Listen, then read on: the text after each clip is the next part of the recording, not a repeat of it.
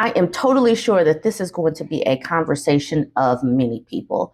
This was posted in the 2X Prepper subreddit. This woman asked, "What are we doing about elders, especially MAGA elders?" This person says, "Am I the only one worried about my folks and in laws? My folks are older boomers, and my mom's health isn't great. They are MAGA and convinced, of course, that everything is going to be roses and puppies starting on January 20th. However, they live off a combination of federal pension and Social Security, both of which Leon Fusk has said are on the chopping block. My in laws are old hippie types and never bothered with savings, so they're living off just the Social Security and whatever else they can cobble together. My father in law still works part time. None of them are thinking about prepping at all. I live in a wee little urban place, and every penny is going to my daughter's education so she can leave the US in a few years. I have no place to put them, no money to give them. My husband is frantically looking for a new job because we're assuming he'll be laid off under a MAGA administration. Anyone else dreading the phone call to help their parents out because MAGA slashed Social Security and Medicare. You know what, though? If they voted for this, you tell them that this is what they voted for and that they probably should get a job and use their bootstraps. Use their bootstraps because we're all going to be screwed. But the thing is, these people that voted for this, they deserve to feel this vote even stronger than everyone else. So there are going to be a lot of older people hobbling to work. There are going to be a lot of people pushing their wheelchairs to work and sitting on their little assisted chairs as they work retail. And honestly, they deserve it. MAGA deserves every bad thing that is coming to them. I do hope and wish and pray strongly that they feel the impacts of the MAGA vote more than everybody else. And the fact that many of them believe that this is going to be good for the economy makes me want them to feel it even harder. Now, for everybody else, then yes, we need to create a plan because a lot of people, many of us, do not deserve what's coming. But at least we have the foresight to be thinking about what's coming along, trying to get our costs down, trying to get ourselves as healthy as we can. But for the other people, they're going to have to just figure some stuff out. They're going to have to create a community of old people. MAGA people gonna have to live together, maybe look up YouTube, some YouTubes on how to save something. I don't know what they're going to be doing. Let's look at some of these comments.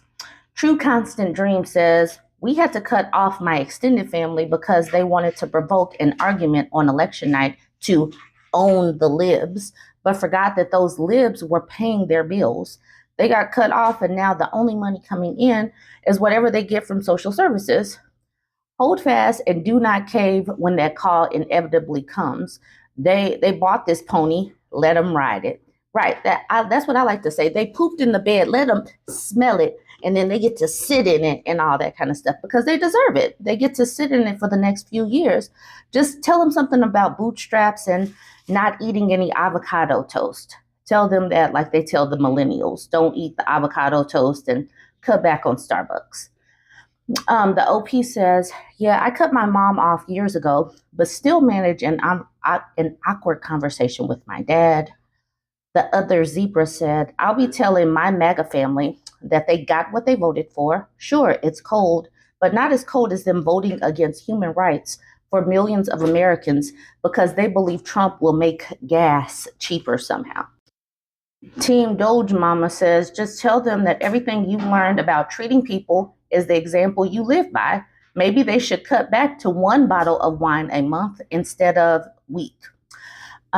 This person, Zealous Ideal, says, "Dude, my mom is MAGA crazy. And I tried to tell her the political views I express are based on the moral values you and your favorite grandma taught me when I was little.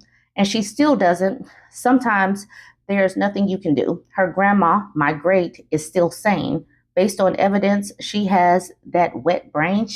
I don't know what that means.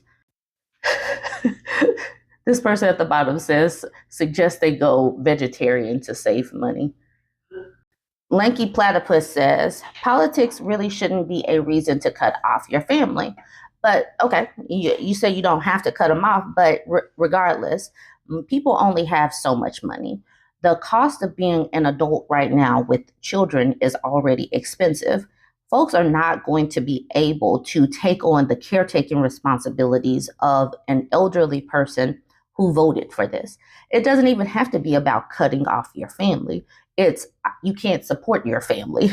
I mean, you don't have to, you shouldn't have to support elderly people, especially the elderly people that voted for this. A lot of the issues that we're in right now is because of politics from the boomers. So, on top of living in this situation with the cost of living and many people not being able to live, survive, and thrive, you got to take on these older folks too that purposely voted for this. Absolutely the F not, Lanky Platypus. The OP says, "A, you're wrong. She says it's a very, very, very good and valid reason, and you're complicit in the horrors perpetuated by this philosophy. I hope you learn better someday. B, you're making a wild assumption that I cut her off for political reasons. Absolutely. She didn't say that. She just says she's not even going to take her on, but she never said why she cut off her mom.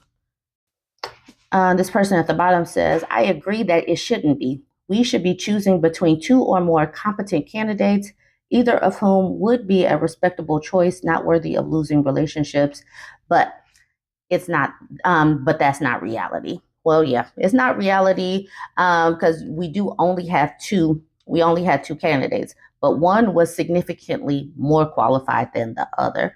And the other basically said, I am going to cut this, and that. And these folks didn't listen. So you allow them to live with what they chose, with what they voted for. Ben Gay 29 says, if they're MAGA, this is what they wanted. Just tell them the truth that you're unable to help. Yes, that's easy. That keeps it simple. And the OP says, yeah, I suspect that will be the case, but I'm dreading it. Also, they live in a filial responsibility state, which could have financial impacts on me. If you live in that state with them, then you move or you just stop answering the phone. One way or another, they're going to get the hint. Mercedes Lakatu says, look up what filial responsibility actually entails for your specific situation. Make a throwaway and post somewhere that people can actually give you some government websites to use for research. There's a big difference between could and does. Good luck. So that is the conversation that is going on right now. And I do believe that this is going to be a conversation that comes up because even without MAGA, we're living in a time frame where everybody literally has to continue to work. Some people will, have to come together, create community. But how are you going to create community with the people that were drilling holes in the boat, and then other people that's sitting up here trying to get the water out of the boat? It's not going to happen. So I don't know what these people are going to do. They're probably going to have to create a subreddit for, try to figure something out or go on YouTube and figure some things out. I don't know, but I do want to know what you think on your end. Join the conversation, drop a few comments. What are you doing? What are you going to do if your MAGA family calls? Don't forget to like, comment, and share. And if you have made it this far, go ahead and smash the follow button.